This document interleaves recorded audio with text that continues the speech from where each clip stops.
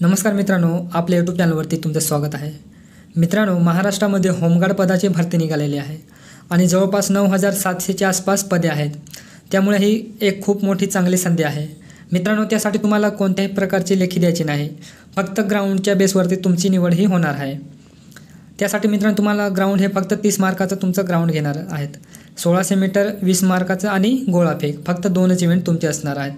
त्यामुळे ही एक चांगली संधी आहे. तुम्ही फॉर्म भरा मित्रांनो. चला तर त्यासाठी थोडक्यातची माहिती आहे ती आपण बघूया. सर्वप्रथम किती पगार किंवा काय जी पात्रता आहे, शैक्षणिक म्हणा किंवा शारीरिक, ती थोडक्यात आपण बघू. सर्वप्रथम मित्रांनो, तुम्ही इथं होमगार्डना देय भत्ते पहा. होमगार्ड सदस्यांना बंदोबस्त काळात प्रतिदिन 750 कर्तव्य भत्ता व ₹100 उपहार भत्ता दिला जातो. तसेच प्रशिक्षण काळात ₹35 खिसा भत्ता व ₹100 भोजन भत्ता व साप्ताहिक कवायतीसाठी ₹100 कवायत भत्ता दिला जातो. पुढे बघूया मित्रांनो, होमगार्ड नोंदणी. होमगार्ड नोंदणीकरिता कोणत्याही प्रकारचे शुल्क आकारले जात नाही. सदस्य मिळण्याकरिता कोणत्याही इतर मार्गाचा वशिला किंवा लाच अवलंब करू नये. याकरिता कोणीही लाच पैशाची मागणी केल्यास अधिक लाचलुचपत प्रतिबंधक कार्यालय, नांदेड किंवा जिल्हा समादेशक तथा अप्पर पोलीस अधीक्षक यांचे संपर्क साधावा. मित्रांनो, तुम्हाला ऑनलाईन फॉर्म भरण्यासाठी कोणत्याही प्रकारचं चलन नाही. ऑनलाईन फॉर्म हा फ्री आपण भरू शकतो. होमगार्ड सदस्यत्वाचे फायदे मित्रांनो बघूया. सैनिकी गणवेश परिधान करण्याचा मान व निःशुल्क शैक्षणिक प्रशिक्षण. मित्रांनो, प्रत्येकाला वर्दीचं आकर्षण हे असतात, त्यामुळे हे एक चांगली संधी आहे मित्रांनो वर्दी मिळवण्याचा.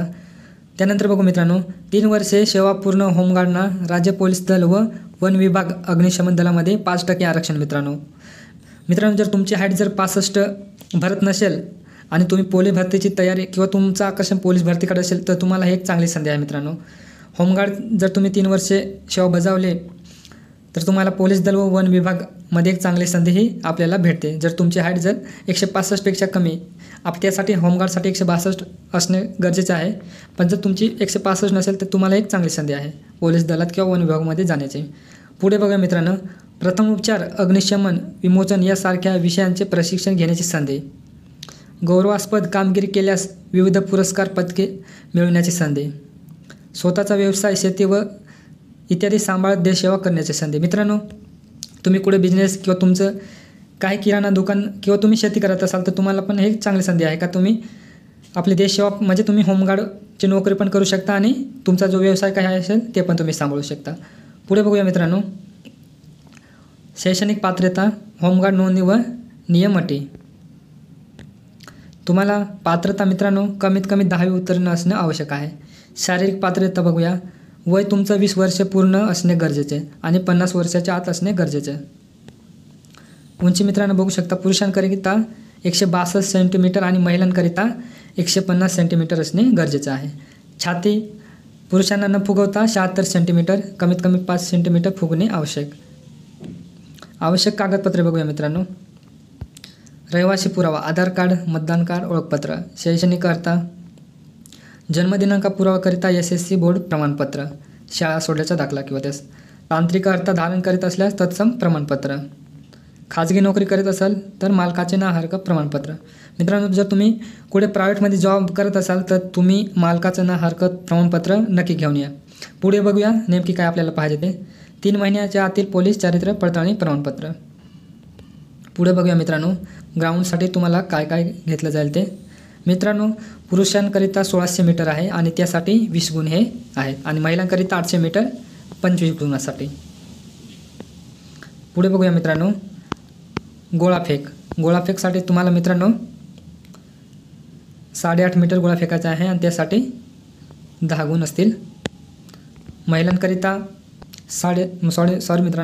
महिलांकरिता 6 मीटर आणि त्यांच्यासाठी पण 10 गुण. तांत्रिक अर्हता गुण मित्रांनो इथं महत्त्वाचा विषय आहे तांत्रिक अर्हता गुण. जर तुमच्याकडे मित्रांनो ITI प्रमाणपत्र धारक जर तुम्ही असाल किंवा तुमच्याकडे खेळामध्ये किंवा तुमचं स्पोर्टचं सर्टिफिकेट किंवा माजी सैनिक डिस्चार्ज कार्ड आवश्यक किंवा NCC प्रमाणपत्र जर तुमच्याकडे असेल तर तुम्हाला ह्या पद्धतीने मार्क दिले जातात. जर ITI असेल तर तुम्हाला 2 गुण दिले जातील. यापैकी जर तुम्हाला खेळाडूचं पण असेल तर तुम्हाला 2+1 म्हणजे तुम्हाला 3 गुण दिले जातील. आणि हे जर तुमच्याकडे जे इथं जे क्रायटेरिया दिलेला आहे हे जर तुमच्याकडे सर्व असतील तर तुम्हाला एकूण मित्रांनो 10 गुण दिले जातील. त्यामुळे हे जर तुमच्याकडे डॉक्युमेंट्स असतील स्पोर्ट्सचं किंवा NCC किंवा ITIचं तर हे तुम्ही डॉक्युमेंट्स म्हणजे भरतीला जाल तेव्हा हे सर्टिफिकेट तुम्ही नक्की घेऊन जा. तुम्हाला इथं बेनिफिट मिळतो म्हणजे तुम्हाला 2-4 गुण तरी एक्स्ट्रा भेटतात फुकटचे ते पण. मित्रांनो ऑनलाईन फॉर्म भरण्यासाठी तुम्ही क्रोमवरती या. इथं डिस्क्रिप्शन बॉक्समध्ये मी लिंक दिलेलं आहे ती कॉपी पेस्ट करू शकता. हे बघू शकता तुम्ही. थोडंसं लोड घेत आहे मित्रांनो. या पद्धतीने इथं पेज ओपन होईल. बघू शकता मित्रांनो तुम्ही कोणत्या जिल्ह्याला किती तारखेपर्यंत ऑनलाईन फॉर्म भरण्याची मुदत दिलेली आहे. या पद्धतीने तुम्ही बघू शकता. मित्रांनो एक महत्त्वाचं म्हणजे ज्या जिल्ह्याचे तुम्ही रहिवासी असाल त्या जिल्ह्यामध्ये तुम्ही फॉर्म भरा. जर अदर डिस्ट्रिक्टमध्ये जर तुम्ही भरला तर तुमचा फॉर्म हा रद्द करण्यात येईल. त्यामुळे काळजीपूर्वक फॉर्म भरतेवेळी आपला जिल्हा निवडा. मित्रांनो इथं वरती बघू शकता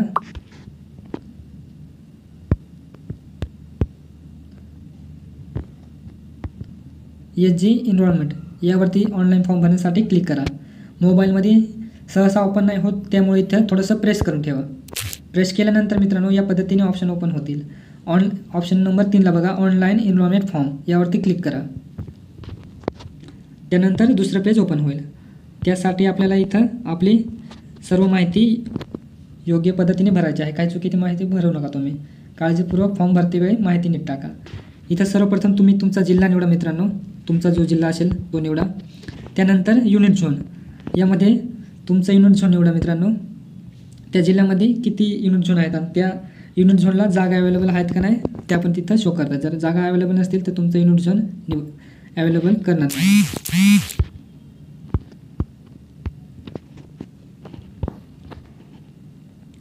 युनिट झोन निवडल्यानंतर मित्रांनो इथं पोलीस स्टेशन तुमच्या हद्दीत तुम्हाला जे पोलीस स्टेशन पडते कोणत्या पोलीस स्टेशनच्या हद्दीत तुम्ही आहात ते पोलीस स्टेशन या ठिकाणी निवडा तुम्ही.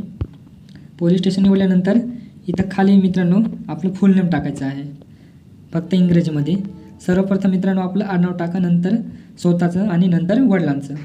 इथं जेंडर सिलेक्ट करा. मेल असाल तर मेल, फिमेल असाल तर फिमेल. आणि इथं आधार नंबर टाका मित्रांनो. आधार नंबर झाल्यानंतर तुमचं एज्युकेशन काय काय झालं आहे. 10वी झाले, 12वी झाले, ग्रॅज्युएशन, पोस्ट ग्रॅज्युएशन तुमचं जे असेल ते द्या. जर मित्रांनो तुमचं जर पोस्ट ग्रॅज्युएशन असेल तर ते पण द्या. जर आपल्याला ग्राउंडच्या वेळेस जर सारखे मार्क जर राहिले तर आपलं शैक्षणिक अर्हता बघतात आणि त्याच्यावरती आपली निवड केली जाते. त्यामुळे तुमचं जर शिक्षण जास्त असेल तर तुम्ही ते द्या जर पोस्ट ग्रॅज्युएशन झालं असेल तर. पुढे बघूया मित्रांनो तुमचा ॲड्रेस. या ठिकाणी मित्रांनो तुमचा जो परमनंट ॲड्रेस आहे तो क्लिक करा.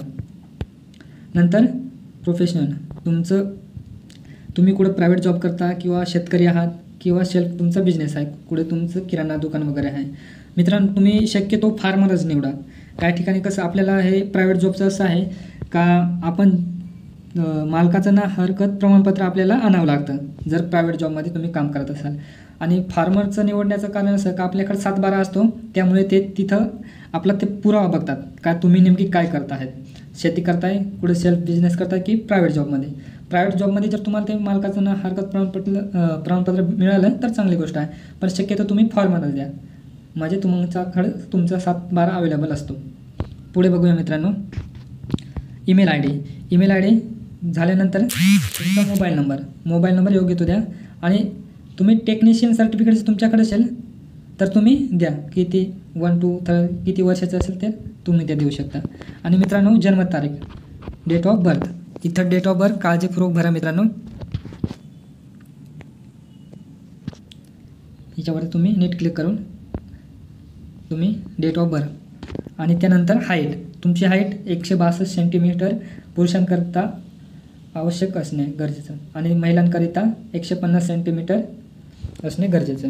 पुढे बघूया मित्रांनो तुमचं फॉर्म. आणि इथं जर यापूर्वी होमगार्डमध्ये तुम्ही म्हणजे माझे होमगार्ड सैनिक असाल तर तुम्ही येस करा, नसाल तर नो करा.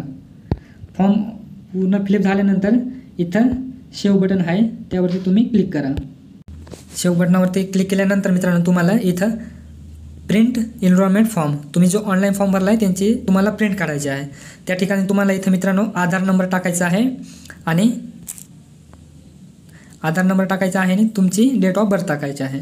इथे तुम्ही फिल केल्यानंतर तुमचा ऑनलाईन फॉर्म हा डाउनलोड होऊन जाईल. मित्रांनो, ऑनलाईन आपला फॉर्म भरून झाल्यानंतर या पद्धतीने आपल्या फॉर्मची प्रिंट ही डाउनलोड झालेली असते. बघू शकता तुम्ही रजिस्ट्रेशन नंबर वगैरे, नाव, आपला आधार नंबर, ईमेल ID.